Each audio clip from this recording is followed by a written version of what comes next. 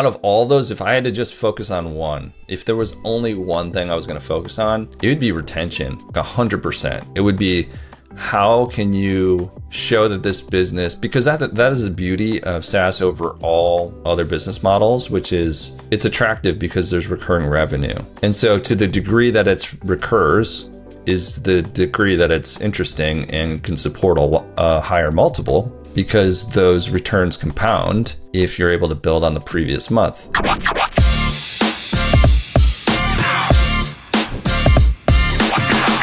This episode of Indie Board Session, we're going to focus on the Micro-SaaS M&A market. Our goal is to help you understand how buyers and brokers view the market, what has changed in the past couple of years, and how you should think about it if you're considering selling. For this episode, I'm joined by Jon Hainstock, who sold a bootstrap SaaS business and still owns a couple ones, but also is a M&A broker at Quite Light. I hope you'll enjoy this podcast. And welcome, Jon, to a podcast.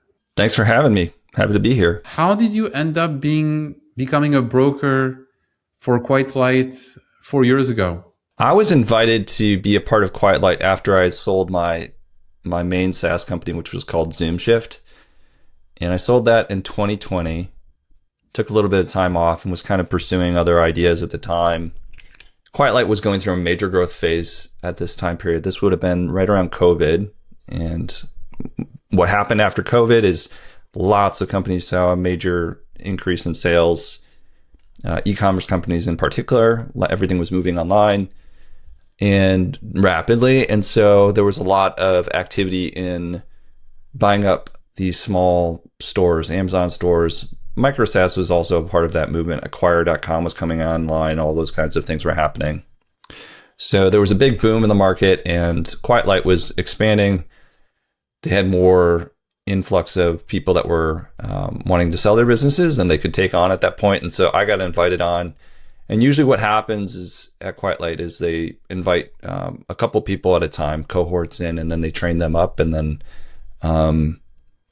as an advisor there, we're in charge of following our deals from the start to the end. And we help people with going to market, thinking about how buyers are going to perceive their business, helping avoid pitfalls. And so I had some of that experience myself by selling a business. And then I bought a couple other small apps, well, kind of in a short period of time there as well. And had some learnings from the buy side as well. So that was about 3 years ago, roughly kind of time frame. I'm terrible with dates, but that's roughly like when that was all happening. How has the SaaS micro acquisition market changed since this period of 2021, 2022? What feels most different when you're trying to sell a business today as a SaaS owner? Yeah, it's a good question. I think from my perspective, the biggest thing I've seen change is the velocity of deals overall. And so what I mean by that is 21, 22, lots of deals selling very quickly, higher multiples. I think a lot of undisciplined buying at that time period, if I'm honest. I think a lot of it was just there was a lot of money.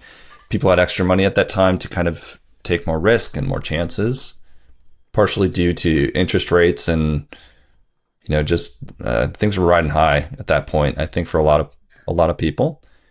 And so the velocity, the valuations, the expectations on that side were, I feel like people were having their first lessons in acquiring a SaaS business, a small SaaS business.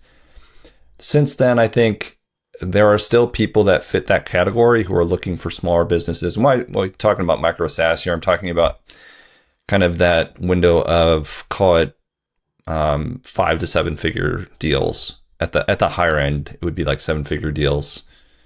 But kind of in that range of you're spending $50,000, a couple $100,000, the velocity at which those were selling was very high and the multiples were higher. And then since then, I would say the velocity is still relatively high, but because the multiples have come down and there's been a little bit more of a correction on that side, it's the velocity at which you're selling those businesses is a little bit slower because sellers understand that, or they're going to market and feeling that, and they're like, well, we have our mind set on selling at a 5 or 6 times multiple, whether that's on ARR, if they think that in those terms, or if they're thinking about selling off of profitability and profit. Either way, those, I think, more savvy buyers are people who have gone through the mistakes, or people who have gone through that, gone a little over their skis, or whatever it is. There's less cash available. I think because of that, there's a little bit more discipline behind some of the buying patterns. And so therefore things are just taking a little bit longer.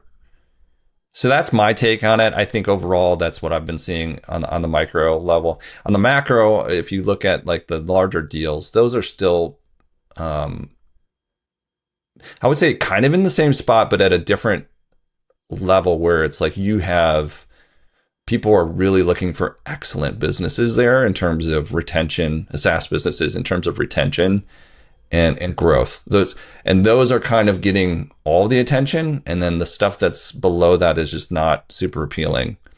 Again, I think partially just due to people need to get a return on this investment, and they have to be careful about what they're investing in. So less disciplined, higher multiples, 2021, 2022.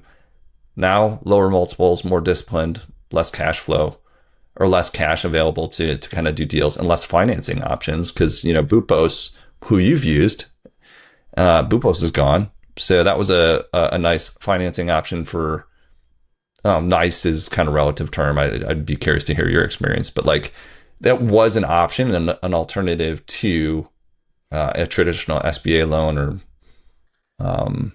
something along those lines, to get deals done that are a little bit larger than you could just support with cash. Yeah. And if you look at your mandates over the past year, what pattern do you see in which deals actually close versus which ones stall? The ones that actually close, there's a few factors. One is the seller actually has to want to sell their business and is receptive to what the market will bear. That's the first components that need to be there. And then two, there needs to be financing availability or a willingness to work with buyers on terms.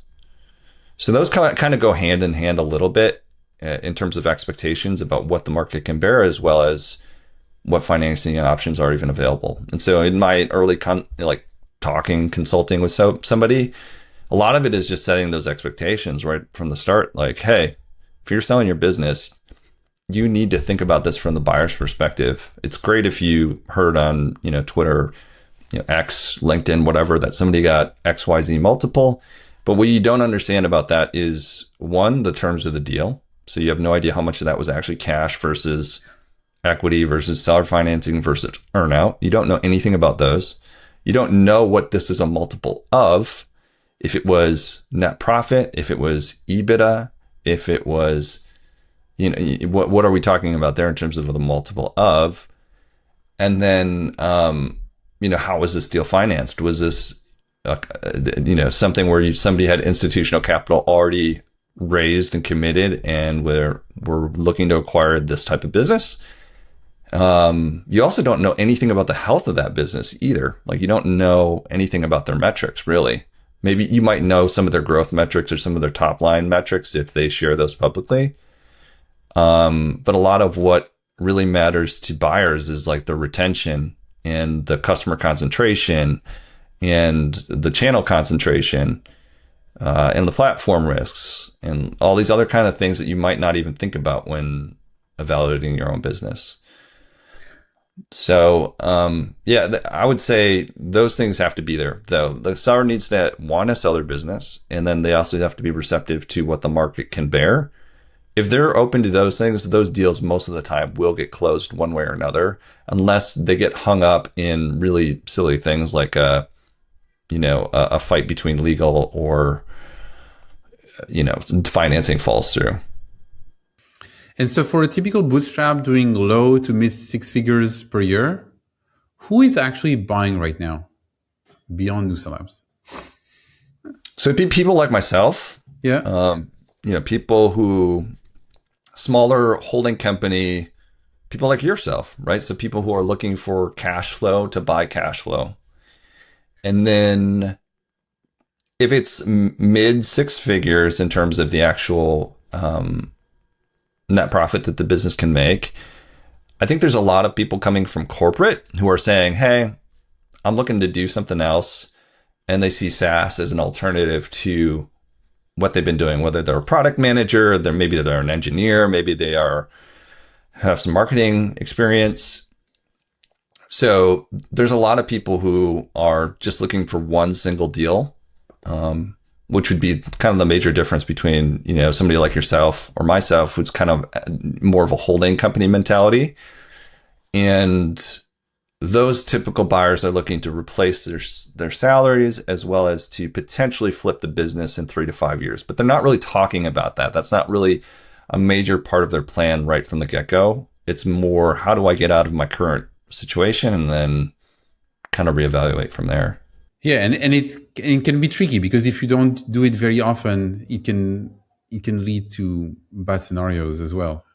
How are buyers financing acquisitions today at different deal sizes? So we use Boopos before. You mentioned that. We use Boopos for, I think, 4 or 5 of our acquisitions. 4. 4 of our acquisitions, yeah. The rates were high, but they answered quickly, and we would not be in business without Boopos. So I have only good things to say about them, both as people and also as a partner. We always paid our debt. We still pay them for 2 of our businesses, and they force us to be disciplined because when you have a debt that is very expensive and your business is either not growing or declining, I can tell you that you look at things very differently than when you don't have that discipline. But when you look at things from your standpoint, now that Boopos is gone, like what are people using as pockets of fund to fund the different deal sizes? Yeah, so over $500,000. So I would break this into 2 thresholds. Over $500,000, financing options are pretty poor. I actually miss Boopos as well. I think that they were a great option for folks like yourself. If I was actively acquiring, I think that would make a lot of sense to have a financer like them.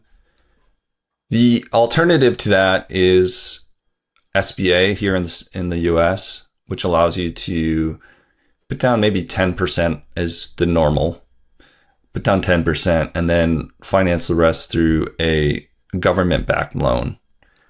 And so it can be somewhat limited in terms of the total valuation of the deal because it's based on the cash flow of the business that shows up on the tax returns. But it's an amazing way to get deals done that are higher 6 figures to 7-figure deals. It's fantastic. And there's a large buyer pool for them, like thousands of people who are willing and ready to use loans like that to do these acquisitions. Under $500,000, it's a mix of usually high earning individuals who have some sort of nest egg. It's pretty common for me to see people who have saved 2, 3, 400,000 in that ballpark, and they can put that to work. And so they might put down 200,000 or 300,000 to get a deal done at 500,000 and do the rest in the financing or earnout or equity roll, however you want to do that. Some people do have the cash to do acquisitions, 6 or even 7-figure acquisitions. People can do that on a cash basis, but the pool is smaller and the buyers are typically a lot more disciplined there. But I have seen more buyers that will essentially get a group of people together and they'll say, hey, we're going to do some acquisitions. We're going to raise a small fund for ourselves to do it. And they might raise a couple million and they'll go out and try to get deals done. I mean, I just got off a call with a buyer yesterday who's doing just that, and they came from real estate. So people are looking to divest or not divest, but diversify kind of what they're invested in. And this is one of those areas where people are just looking to put cash to work. I think honestly, some of them will get over their skis or get a little bit over their heads in terms of like operating these businesses, because if they don't have experience in it, it could be kind of a bad situation. But there are always new buyers who are kind of, trying to do new things and figure it out. Some of them will be very successful. And you mentioned earlier discipline.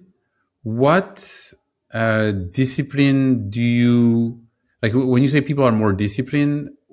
In what ways are they more disciplined? Like, is it different metrics that they're looking at, or prices they're willing to pay? Like, how does the discipline manifest itself, I would say? So when I look at a deal, I think about what are the returns I'm going to receive from this over the next few years.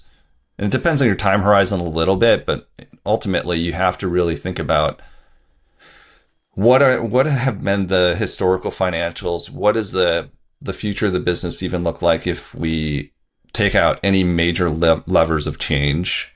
There are things that you're going to want to do when you take over the business to try to improve the overall returns. That could be, marketing related. That could be product related. That could be pricing related, new channels. But all of that's super hypothetical. So you have to look at it through the lens of, if things go basically the same as they've been going the last, hopefully you have a few years of data, what will my returns look like? Because I think it's easy to get emotional about deals, but I think as you move up in the how much you're spending on it, 200,000 or 300,000 or 400,000, you have to be a lot more disciplined as a buyer. Or if you're using other people's money, you really need to. They're going to require you to be disciplined. So they're going to require some level of due diligence before they hand you a check to do it, whether that's a bank, whether that's, just friends and family.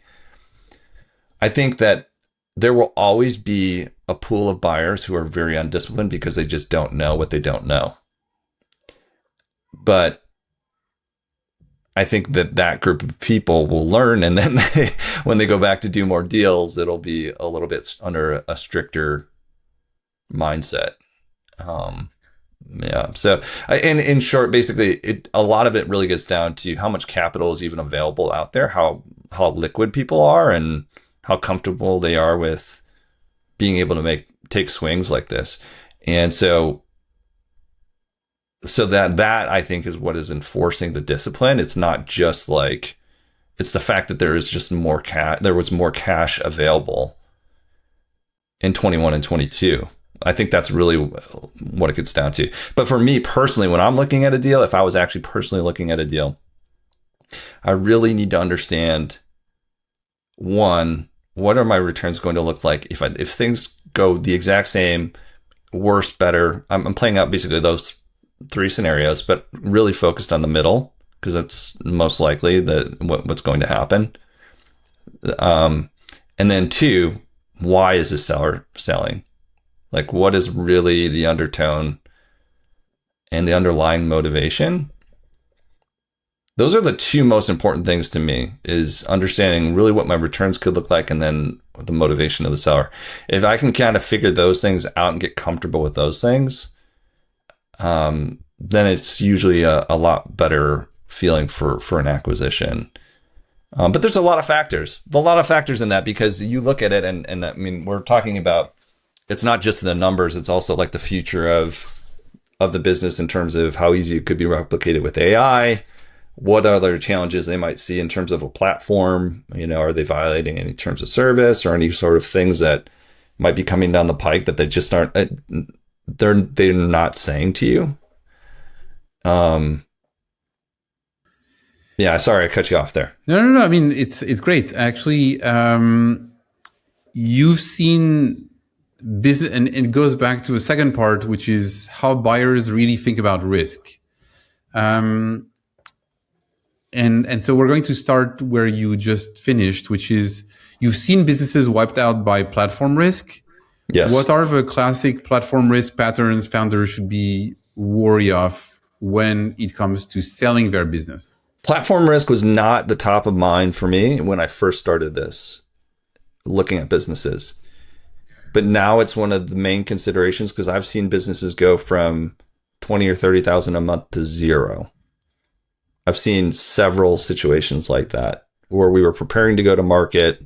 I mean, I think you've even have a personal anecdote here, but I've seen enough scenarios like that where from a platform perspective, and just to highlight what we're talking about here would be like, let's say you built a tool around Amazon and you're trying to help people optimize their pricing strategy or something along those lines.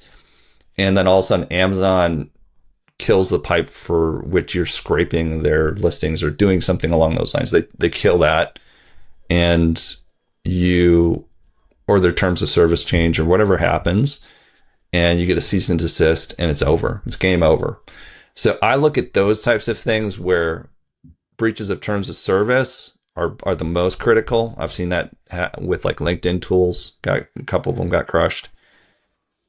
The second one would be platform risk in terms of customer acquisition. So as an example, let's say you are integrated directly with QuickBooks and you're getting a majority of your signups from QuickBooks. How quickly could that change in terms of if they change their algorithm for how things are ranking? Similar story if you're doing this with SEO, but where you're subject to an algorithm is some sort of platform risk. And now, of course, what you could say is like, well, every single business has platform risk then, and that I think is true, but to what degree is like the one that the highest would be like the terms of service one. The secondary one would be like kind of gray hat, it's probably not what you should be doing, but you're doing it, and that's not as big of a risk. And then like the lower level risks are just ones that I think everybody kind of has because we have distribution risk, which is like Google, Meta, but to what degree, to what extent? And yeah, so that's how I think about platform risk as a whole.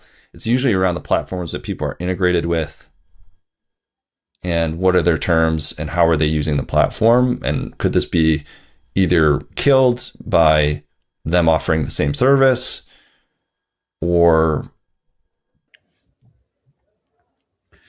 And speaking of distribution, I mean, I think that AI also changes some of the things, because if you think about it, one of my concerns with AI is that if you're ranking number 8 on Google, you might have some traffic in high volume keywords, but with AI, you might not be even mentioned for similar questions.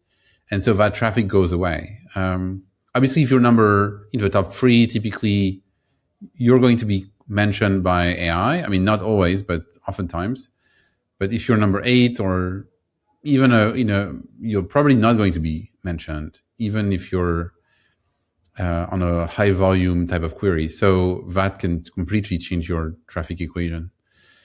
And in terms of customer concentration, risk or platform risk, can you give an example where customer concentration, especially, took a deal from great to barely sellable? Yeah, I'm working on a deal where we had really strong margins, really strong profits. We're talking about over 2 million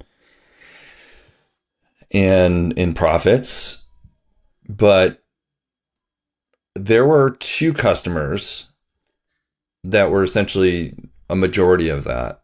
And so I think total customer base was under, call it 24, something along those lines. And so you go from a business that looks like it's going to be valued at, 10 to 15 million. It's fast growing, could probably support a 5x. Going from that to like a 2x because of how concentrated the revenues are. So the way I look at it is a very big risk. And to the degree that somebody's willing to discount it is kind of up to each individual buyer. But when I look at a business with high customer concentration, that is a big kind of red flag to me. It's something that usually I'm going to want to bake some sort of an earnout to. I'm going to want to bake something else to it, tie something else to it, because if that doesn't transfer over well, then it could basically half the business if it's as bad as this other one was.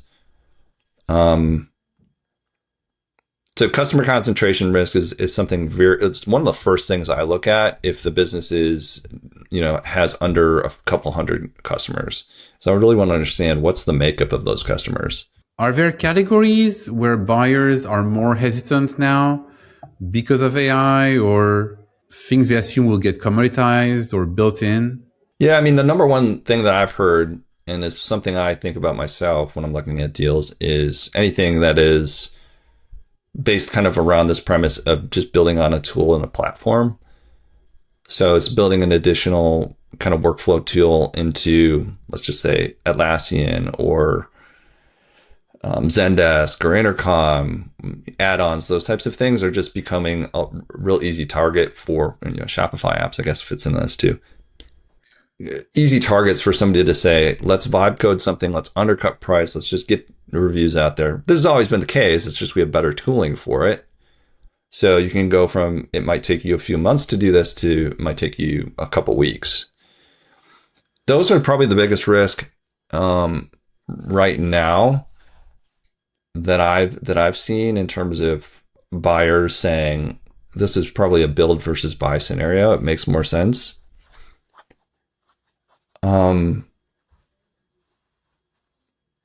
I think basic CRUD tools, AI kind of wrapper tools, unless you have a lot of distribution, could be pretty much commoditized at this point in terms of how people think about buy versus build. Those would be the two main categories in my mind. So, and even for myself, I don't know if you do this too, when I'm looking at deals, whether that's on Acquire or Flippa or QuietLight or wherever you're finding your SaaS deals. If I see AI as like the first thing that they're talking about, I kind of dismiss it almost immediately. Because my immediate reaction is, oh, they probably, what they mean by that is they're just using the LLM as a, they're just calling LLMs, and that's something that it's a wrapper and it's not very defensible, and it's going to be something that could go to zero very easily. So I personally love to play and build and do those types of tools. Like I built this little tool yesterday because my sister sent me over a list of her son's basketball games, and it was a PDF. And I was like, oh, I gotta figure out when these games are. Okay. And so I built a little tool that just ingests, a PDF or a photo or whatever of the schedule, and it creates the the scheduling links, right? Like the ICS file. So I think that those are super fun and easy to build. But if I feel like anything kind of has that wrapper-esque as its main premise, is really tough for me to get excited about it. What's more interesting to me are these really old apps where they've just been around for a long time, and because of that, they have a lot of distribution, meaning they're getting a lot of search traffic, or they're getting recommended. Those ones are a lot more interesting to me, even if the numbers aren't as impressive in terms of growth. And I think a lot of buyers probably feel the same way at this point. They're looking for things that are stable, things that are long-standing, versus, hey, you've got a lot of growth over 6 months to a year. That's not as impressive to me, actually. That to me is a warning, it's something that I would want to stay away from. And I think a lot of buyers feel the same way. I don't know how you feel about that, but that's kind of how I feel about it. Yeah, I mean, I feel that you're basically in a market that is shifting too quickly. And I feel that the founder is always going to be quicker at making these changes because he has thought of the idea, he knows the space, he lives and breathes it. And that's not where we bring the most value. We We bring the most value because of the long-term game that we're playing, by our go-to-market expertise, by other things, not by being quicker than some indie developer that has built a cool app that's growing very quickly. In a market where customer expectations are rising exponentially, that's the hard part, is to match the customer expectations. In terms of when you turn down a mandate, what are the most common reasons? Like, what's truly fatal versus what a founder can fix in 6 to 12 months? If I turn something down, it's usually because it's not ready to be transferred over. There's a couple things that could be a factor there. I mean, the main things would be the churn is just too high. I don't think that we're going to find buyers that are going to be willing to pay for what you're looking for. Or the profitability is really trash right now, and you need to like work on that, because whether that is rising in terms of your cost of goods sold on the server side, or if it's just operation expenses. So we need to show better profitability for at least a couple of months before going to market. The harder ones to kind of address, and sometimes I've let it slide, but it's come back to bite me in due diligence, is technical and how that will be perceived during due diligence. So I have another one coming up where it's like, it's a pretty antiquated system. In one sense, it's good because they have pretty low rates because they're using a license that's like allows them to be grandfathered in. On the other hand, the actual system is antiquated technology, definitely will need to be replaced at some point. The way I look at that is most likely like a 6-figure endeavor over the course of a couple of years, maybe 5 figures now with the help of AI and the right developers and stuff, but still not an easy chore. And so I have to price that in. So basically I price that into the way that I value the business. And then I say, savvy buyers are going to see this. And if we don't say this, we might get a buyer under offer, but we're probably going to see that either get retraded during due diligence or just altogether fall apart. And I've seen that happen where it's like, the code base is just this is not manageable, and somebody's going to have to rewrite this. And because of that, they're going to expect a discount or just walk away. So those would be the main factors. The customer concentration risk would be more about what is your relationship with this customer? What do the contracts look like if you have any in place? Are they transferable? Those are kind of the considerations when I'm looking at a deal that would make me say, oh, I don't think you're ready to sell, or I don't think we should do this. If it's too young, I've never done really well with businesses that are under a year old. People have come to me and been like, hey, I just want to move on because I have another shiny object. And I just say, look, I don't think we're going to, how can we give you a multiple on earnings or revenue when there's you don't even have a year of revenue? Like, how do we do this? So those are always really challenging to me.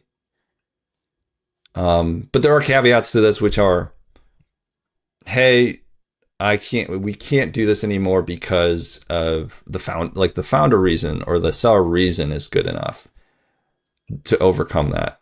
This other case of this one I was talking about with the antiquated technology, it's saying he's going through a divorce. It's like, okay, I understand the reasoning here and why it doesn't make sense for you to operate the business for the next 3 to 6 months. You want to get this done. You want to be able to get a new place, move on with your life, this and that. Okay, that makes sense. Another one could be, hey, we're having major co-founder issues. We don't get along at all. We just want to be done. Don't really care. We just need to be out of this. So they can be overcome, but a lot of the time when people are coming to me, it's because they're trying to say, like, how do we maximize our value?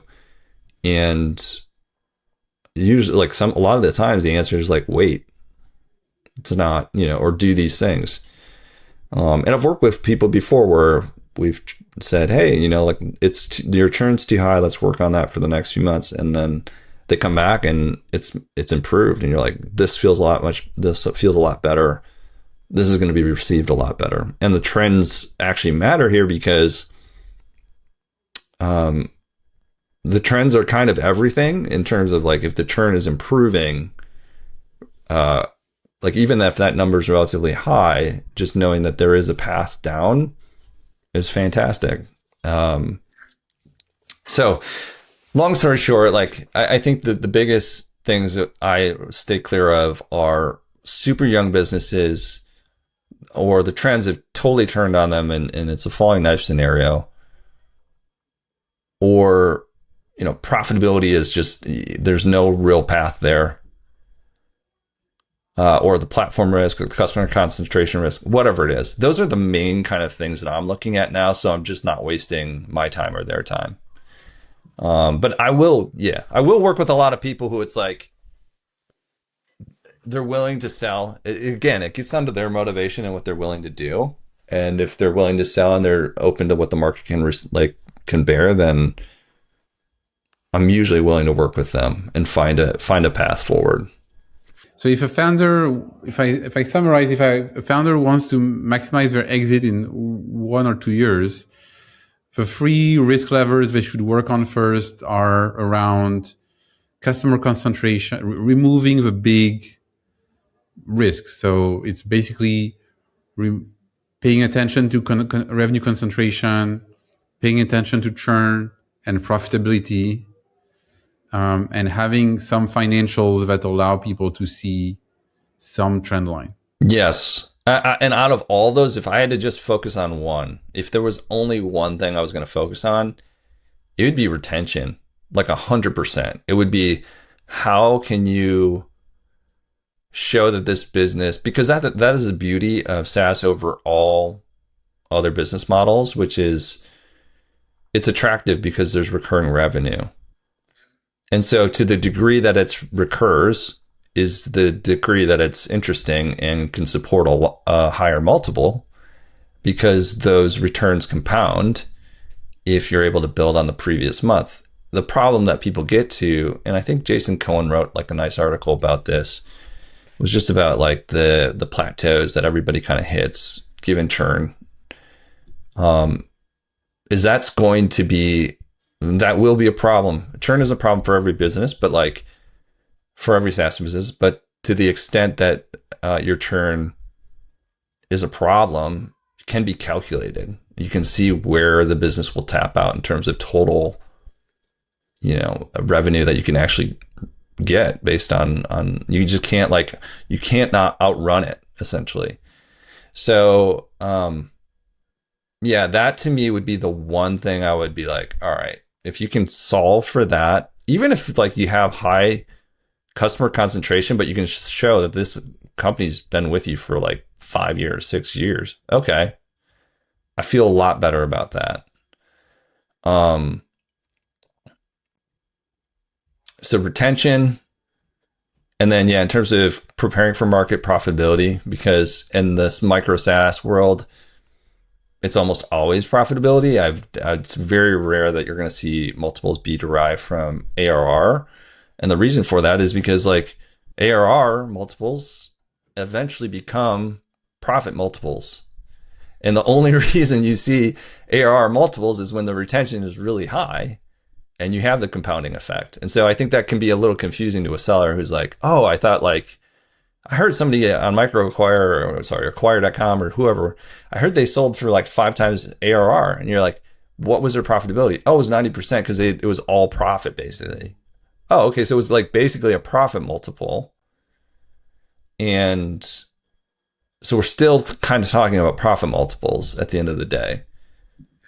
But retention, the stickiness of the business, anything you can do to improve that is going to be, or not even only just improve that, but also understand it. So maybe you can improve it with certain cohorts of the business. Let's say you run a business that's like, there's a bunch of different customer personas that you serve. And the lower plans, like all lower plans do, just have worse churn. Okay, well, that's fine. Understand that and break that out. Like find a way to break this out so you can say to a buyer, our churn for this segment kind of sucks. We know that. But it does add to the bottom line. and they're not the worst to serve, pretty self-serve. But generally speaking, the lower the pay, like usually the worse the client. But then you say, but we have this segment over here that actually turns great. It's low, retention's high. That is the story you use. You don't, I mean, the blended churn rate on a larger customer base kind of can kill how a business is perceived. If the business is saying like, oh, we have 6% monthly churn or whatever, it's like, well, maybe there's a segment in there that's like 0% churn, and it's a story and a customer base that you can kind of focus on for the next couple of years. So I think, and actually the tooling around this is I don't know, I might build this, but it's also just something that like, just for clients that I would work with. The tooling here kind of sucks, if I'm honest. Like ChartMogul is probably the best at this, but it's still not fantastic. Like what I would like to see as an advisor is every plan, and then the retention and the churn for every plan and their trends over time. That's what I want to see. You can get that in ChartMogul. You can kind of like export stuff out, build your own reports, and all this kind of stuff. You can't do that with ProfitWell. You can't do that. I don't know if maybe Barometrics does this. I haven't looked at them in a long time, but it's like, that's really, if you're going to sell and the things that you really want to care about is like those things. What are the trends of those cohorts? And by cohorts, I mean, segments. Cohorts is more like when people sign up. What are the segments and how are those trending in terms of growth, retention? That's all I care about, because that is a narrative that really matters, and is one that, if you understand that as a founder or as an operator, can be super insightful in terms of what you focus on for 2 years. Yeah, very good. Very well said. I think that retention is indeed something that is overlooked because it's less sexy, but it means fixing a lot of things, including sometimes the core value proposition. Yeah, I'm working with a client where it's like, when we stripped out the people who are kind of more tire kickers, or they were using the business in a certain way, a very specific purpose, it was a different type of purpose. That segment was dragging down the retention a lot, and it was a small segment. And then you look at the rest of it, and it's like, oh, the rest of it had gross revenue retention of 90%, but that particular one was like 50%. It was like crushing the retention. So I think that this is something where every single SaaS business probably has some level of this. In general, the people that pay you more have better retention. But to the degree that you understand and know this, and then can kind of operate your business around this, really does affect the multiple and how the business is perceived. Because again, putting on the buyer hat, if I look at the forecast for the next 3 years, and I can kind of guarantee that, or not guarantee, but the retention is so strong that that's going to be very high, that reduces the risk, which improves the overall multiple that I'm willing to pay. And this, again, the two factors there are really the growth and the retention. Those are like the two things. And so let's talk about, to finish our call. I wanted to discuss about buyer motivation. Sometimes founders sell because they have a number in mind in terms of how much cash we're going to get. Sometimes it's other reasons, but I mean, sometimes they have life circumstances, like they're going through a divorce. From the deals you've worked on, what are the most honest, common reasons bootstrap founders decide to sell, other than life circumstances like divorce, obviously retirement, stuff like that? So the one I also like is, if it's a talented team, they have something else that they're more excited about. The thing that needs to be there is they actually have to kind of proven they're a pretty talented team, like in terms of their engineering prowess. So a premise that I would use, and I've thought about a little bit from like a thesis perspective, is talented hacker, great at spinning up solid solutions to problems, but didn't intend to really run this business, is not attracted by this business, and has much better opportunities either working full time for another company, like a venture, backed startup, or wants to play in a different category altogether. I see this all the time now because people are like, oh, I want to be in AI. I do not want to be in boring business. So that to me is a valid reason that I would lean into and like listen for. And that I think is an interesting thesis beyond, just the other ones that you mentioned. But I think that one is probably the most, if I'm looking at it, and I've seen deals like this before, that's a case that I really like a lot. Yeah, and we've seen founders willing to sell for 1x ARR just to go do AI. Exactly. What do you think they're getting right, and what do you think that they might be underestimating? The buyers, or I'm sorry, the sellers? The sellers, yes. I think the sellers who do that understand that the value of their time is the most important thing.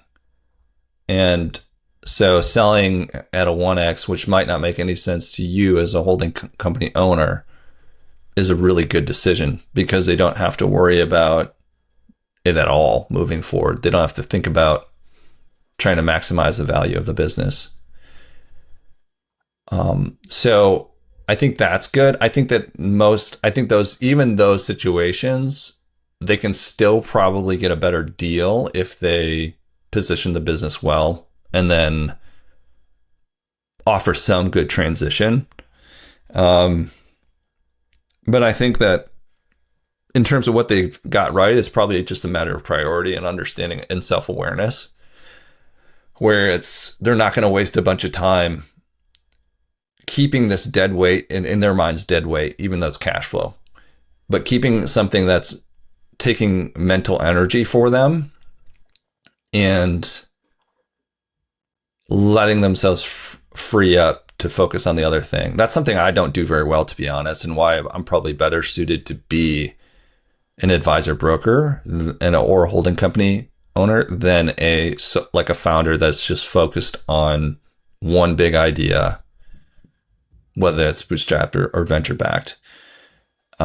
It's something that I struggle with. And some people are very self-aware though, and very talented, and they have a lot of options, and they've realized, like, out of all these options, this one is the best for me. And so therefore I'm cutting everything else off. So I think that there's a lot of self-awareness that goes into it, and then realizing that it's not worth the extra money to try to, optimize on price or something like that. Optimize really for a quick sale. I was working with a guy recently, and he had made the decision to sell, I think in 22 or 23, and we didn't close that deal until, what was it? A couple weeks ago. And so it took up mental energy for a couple of years. And I talked to him about it, and he was like, I can't believe, when we got closer to the closing, he's like, I can't believe that this is finally going to be off my mind when I'd made the decision over 2 years ago to get rid of this thing, and I just didn't take the steps necessary to do it. He's like, I can't believe that this is a possibility. And so I think just having that, taking decisive action is actually, I think, really good. I think the only downside there would be, you might be leaving some money on the table, which, again, it's relative. If that's not the most important thing to you, then I don't know if that's really that big of a downside. And cash flow is nice, but when you think about if you're going to raise money for your AI startup, then in a way, the cash flow, you don't need it that much. Because the VC is giving you way more money to pay for your team and everything, or yourself, than the cash flow ever would. Unless you're talking about $1 million ARR business, and that's kind of a different discussion. No, but in this micro kind of idea, where if you're chasing a bigger idea, what's that extra 100,000 going to do for you if you're successful? right? Like it doesn't really, you know what I'm saying? And so it's like, it is kind of optimizing for the things that really matter. And I've seen it before. You know, I could even do it myself where it's like, if I was going to sell the business, maybe potentially I might even sell it for a valuation that I don't feel like maybe I could have squeaked out more, but I'm just optimizing more for a quicker sale. If there were things that I wanted to divest, right? To just simplify the process and to not have to and just to have a more likely, like a higher likelihood to close. Like the higher you push the valuation, the higher you push, the more you push, the more likely you're going to have friction that causes a deal to close or fall apart, I should say. And so even thinking as a seller in the future on some of these micro SaaS businesses that I own, if they become too distracting, like I'll probably offload them at a valuation I know is like a little below market, because I'm not trying to optimize for every dollar. I'm trying to optimize for like brain space and attention. And so if you were in the founder's shoes with a small and profitable SaaS, what signals would tell you that it's time to explore selling versus reinvesting and pushing harder to grow it more? I think you have to figure out the values, what you value right now, and what is most important over the next couple of years to you. So if you need to solidify a nest egg of some sort so that it opens up the ability to work on something else that you're more excited by, I think then great. But if you're looking for just a relief from the business, I don't think that's the best solution. I think the best thing you can do is find some help. Even if it costs you profitability for a while, find a way to remove yourself from the business, take some time off, spend some time away, and then come back to it afresh. So I actually think that most people probably do not need to sell when they're like starting to go through those feelings of burnout. I think they most likely need just a break. But if they come back from that break and they say, this is really not what I want, and I actually would prefer to have the money versus the risk of owning a business and the ups and downs and all that, then I think it's worth going to market or talking to an advisor, whatever it is, and considering selling. Or if you're like the other scenario where I actually think this would really make a lot of sense to sell, retention is going really well, growth is going really well, and you're not super excited about the business. You actually just would prefer the cash to go pursue something else.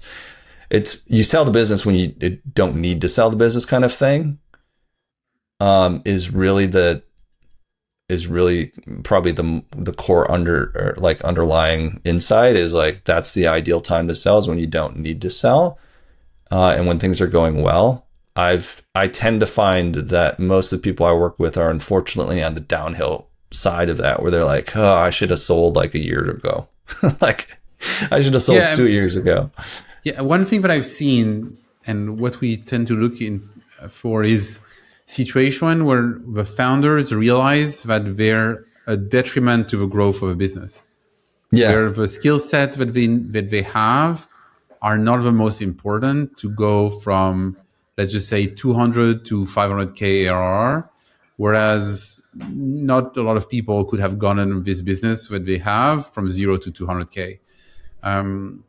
And I think that's really important to realize that. Some founders realize that they've been really good at doing SEO and doing whatever, but now that they have to do optimization for onboarding and they have to think about enterprise plans, they have to do X, Y, and Z.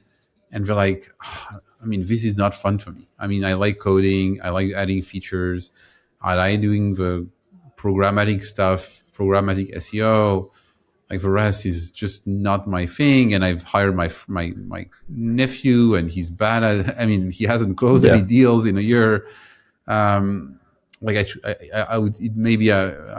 be better off selling. That's something that I would add to that. Yeah. Yeah, absolutely. I've seen that story a lot of times too. What I'd recommend to that person who's going through that right now, though, is instead of immediately going for the exit, is to say, is there a way, because every business has problems like this, and every business that goes through growing pains, every business has crap. Like there's stuff that sucks about every business. And so you have to, if you have something that's working, like unless you just cannot get there emotionally or you can't get the help and you can't figure it out, there's usually a way to still own the business without having to be, strong in all those areas. I think the challenge is at this size, you don't necessarily have enough cash to hire really great talent. And then because of that, you're kind of like been stuck into a job, right? And so if that's the way you're feeling and you're kind of like really stuck, then yeah, absolutely, sell and move on and do what you enjoy doing, especially if you value your time highly and would prefer to do something else. But a lot of times there are solves for it. It's going to take work. It's going to take effort, and anything that's worth doing does. So it's like, pick what kind of hard you want. I mean, starting over from zero is hard too. Like that's really hard too. So thank you very much. That's very, very useful. I encourage you to follow you, reach out to Jon or us if you're looking, exploring a sale, depending on, or both. Thank you very much.